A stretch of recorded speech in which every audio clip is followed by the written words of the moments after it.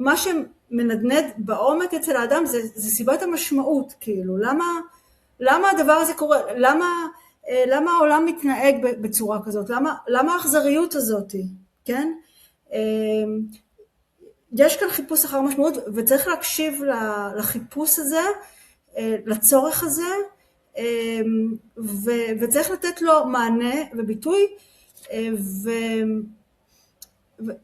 ולאט לאט אולי להפנים את זה, וזה מהלך של לתת אמון, כן? שלא בהכרח המשמעות תתגלה לך, אבל אם ניתנה לך ההתנסות הזאת, או הקיום נתן לך את ההתנסות הזאת, אז כן יש שם איזו הבנה או תובנה חדשה שמחכה לך, כן?